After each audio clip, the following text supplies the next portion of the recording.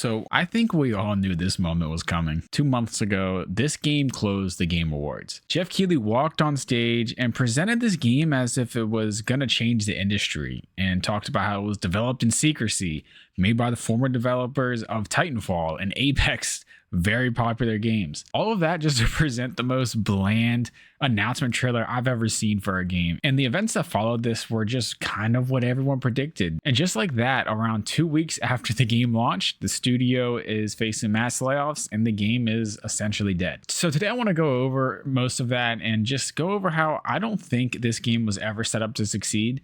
And I don't think the trailer positioning for the Game Awards was the real reason why. And how this should be a lesson and a final warning for studios going forward. There's a lot to learn from this. I'm sure a lot of you have heard about Highguard at this point, but some of you may not have played just because of the negativity surrounding the game or just didn't even think it was worth a shot to begin with.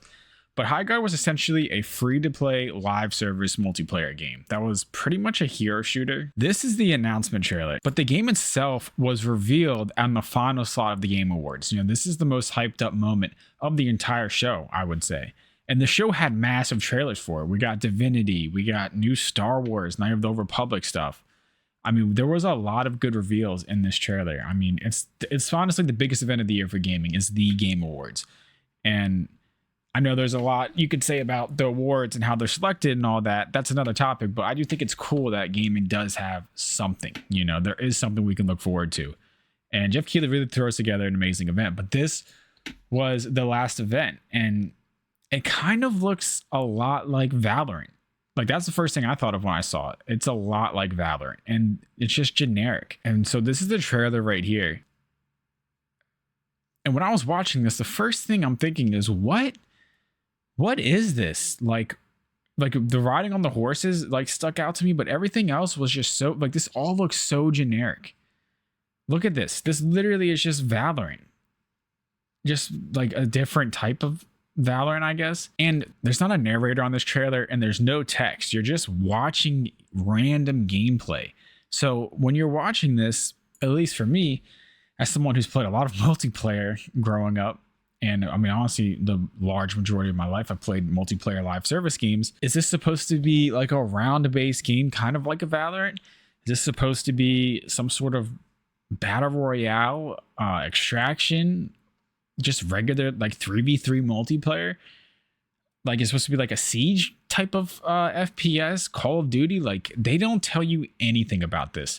Is there going to be a ranked mode? Are there going to be seasons, battle passes? What's the plan for the future of this game? What's the plan for, is there going to be a competitive scene? It's supposed to be a casual game? Nothing of the sort was said at all.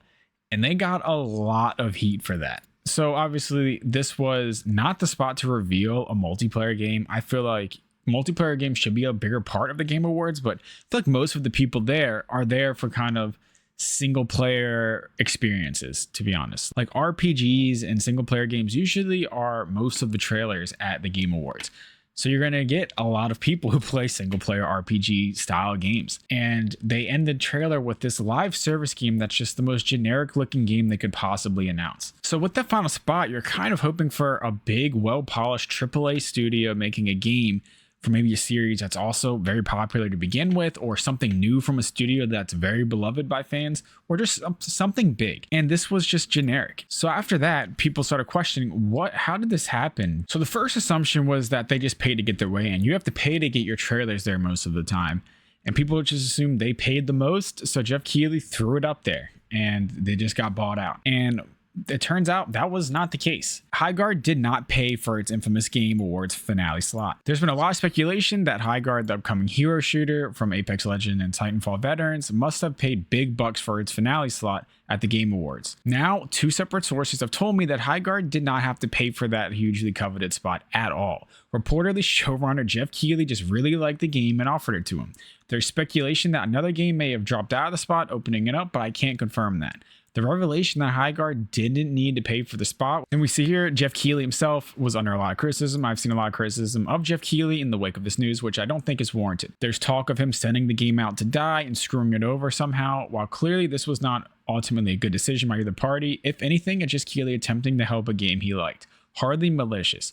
Ultimately, it was up to Highguard developer Wildlight to decide if they wanted to appear here, but obviously they believe in their own game, and it would have been sort of crazy to turn that down. What actually happened, we're not sure of. Beyond this, we just know Jeff Keighley played it during the summer, really liked it, and wanted to put the trailer on the Game Awards. So he kind of pitched the whole Game Awards trailer to begin with, and not only that, but made it the finale spot. Now, this hasn't been officially confirmed, but apparently the game was supposed to shadow drop at that moment, but it was not ready when the Game Awards finished. You know, it was supposed to, I think, go live that night, potentially, maybe right when the trailer dropped, the game was going to come out. That would have been a lot cooler. I think people would have tried it. It would have gotten the same amount of hate, though, I think, ultimately. It would have been cooler. I think a shadow drop to end the Game Awards would be awesome, but this game was destined to fail regardless, I believe. I don't think the trailer is what killed this game. I just think it was destined to fail anyways. It really was just a mixture of like a battle royale slash extraction slash hero shooter combined all together. You would load in, it was round based. There were gigantic maps, but you had to mine and like gather your loot, and then you would go out and it was like this round based multiplayer experience. And it just kind of took a bunch of things from other games, and it was unique, I guess, to some extent, even though it kind of just took a bunch of things from other games. Like I said, it was unique in the fact that they were all meshed together like that, but I used meshed pretty loosely there because it did not mesh together, to be honest, at all. The maps were not made for this at all. The gigantic maps are not meant for 3v3. The game just doesn't have any unique qualities to this. And that's just part of the bigger problem here. I don't think that live service games are in that high of demand right now. When you look at something like right now, extraction shooters are, you know, all the buzz. Arc Raiders is just dominating. And there's been other games before that, but Arc Raiders was the first one to really come over on all platforms and be readily available for all gamers. And we're seeing with Marathon of extraction shooter developed by Bungie, the people who've made Halo, Destiny, some of the biggest FPS games of all time, is struggling to get their game Marathon out. Like, that's how hard it is to have a new IP enter the live service industry. Like, it just is. That, and again, that's made by studios. They're not flawless by any means. The Bungie has struggled mightily, and the studio making this game isn't even the people who made Halo, not the people who even made Destiny for the most part. But still, it's Bungie. Halo and Destiny, massive games. You would think they would have the right to just put out whatever they want in this genre for live service FPS, but they can't. The Marathon struggled, it's been delayed, and it's finally about to come out in a few weeks, but the game has received a lot of hate, and that's just how hard it is to enter. So when fans hear Titanfall and Apex, they're expecting that level of hype with the game, and that's just why I think this was destined to fail. People have wanted Titanfall 3 for so long. Like, Titanfall has such a huge loyal fan base. So when they hear from the developers of Titanfall, I know they can't make Titanfall, they don't have the IP, but make something similar, you know, make a multiplayer game that's similar to that. That's what people want. And they didn't get that. But still, I think there was a moment where people were like, maybe this is going to be an incredible game. And it just wasn't. Highguard isn't DOA and Dead on Arrival. In fact, after 4 hours, I'm convinced it's one of the best new shooters in years. So Jeff's just posting pure copium at this point. One of the best new shooters in years. That's crazy to me. And then people begin to ask, Jeff, do you have a personal stake in this game? I don't see this from you unless it's a Kojima game.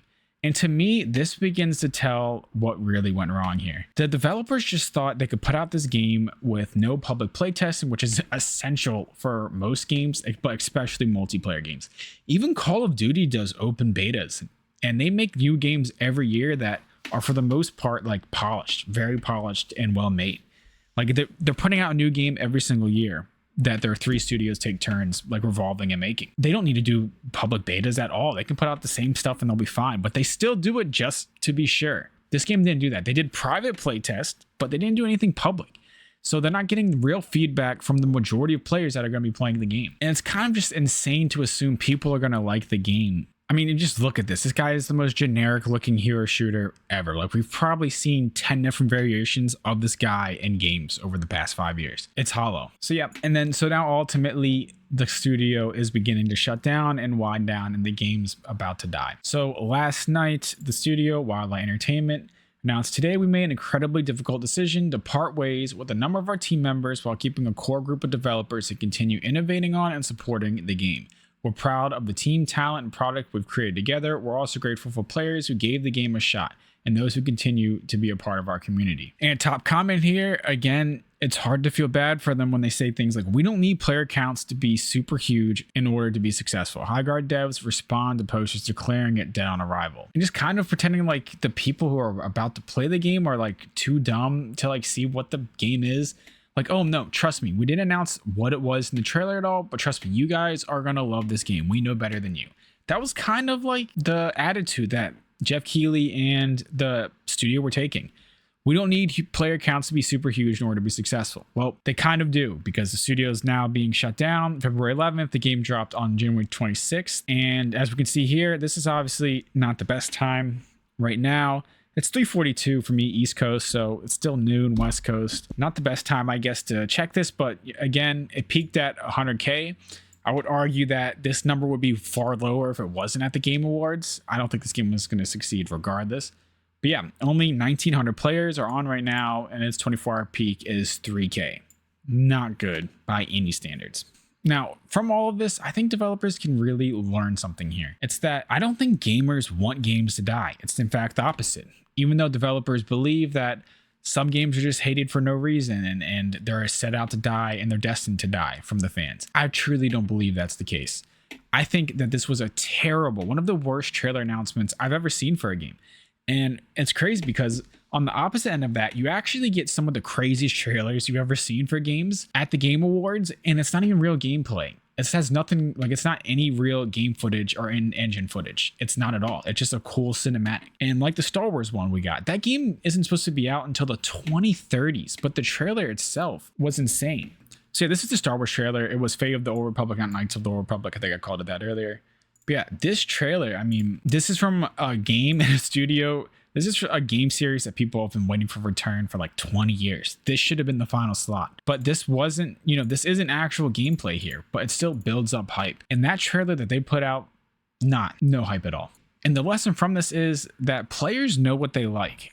If they say they don't want a lot of live service shooter games, unless they're like, the next big thing, then you should probably learn from that. And if anything, you should be doing open play test if you're making a live service game. Let the players get their hands on it and give you that feedback loop before the game actually launches, because these games don't get a lot of chances to be revived. Single player games do get that chance through updates, and they can do sales later on to help re-promote the game with like a 2.0 type of thing. Cyberpunk did this best. Other games have followed its footsteps, like Avatar, Frontiers of Pandora, or whatever. That game has completely changed, and they've done a lot to it over the years. No Man's Sky. These type of games can be revived, but a live service game, it needs to come out ready to go day one to capture that hype, like an Arc Raiders. And Arc Raiders did play tests for long extended periods to get ideas what people expect from this game. And these people just did not do that. They assumed they know what people wanted. They announced it assuming that people were just going to like the game without giving any type of sales pitch. They just say, oh, this is going to be a shooter unlike anything else you ever played, and then proceed to show the most generic trailer you could possibly show for a game. So yeah, gamers don't want games to fail, but they will fail if you don't listen to them. It's a crazy concept, right? Like the people you make the game for, you kind of want to make it for them and not just assume you know what they like, but actually listen. But you'd be surprised by developers these days. So yeah, that's it for this video. I just kind of wanted to go over it. They just announced it was dead. I just kind of want to have a discussion about it, see what you guys think about it. I didn't think the game was necessarily horrendous. I just think the announcement was just horrible. The trailer itself was just so bad, and the placement was one thing, but I think this game would have gotten way less players to begin with if it wasn't for that trailer. So I don't think that's what killed it. I think it's the opposite. I just don't think they had a good product to put out. And I truly believe you don't position this to be the finale slot of the Game Awards. You do play tests to find out what's wrong with your game and how to tweak it to make it something else, or change it from 3v3 to 5v5 way earlier on, like on launch. If you do actual play tests for that, you can get an idea of what fans want for this. And you could have saved yourself a lot of time and money, I believe. I don't think this was going to work anyway. And this number would be a lot higher if you did those things. I truly believe that. Thanks for watching this. If you made it this far, check out my channel for gaming discussion and news. And if you want to support the channel and like this type of content, be sure to subscribe. Peace.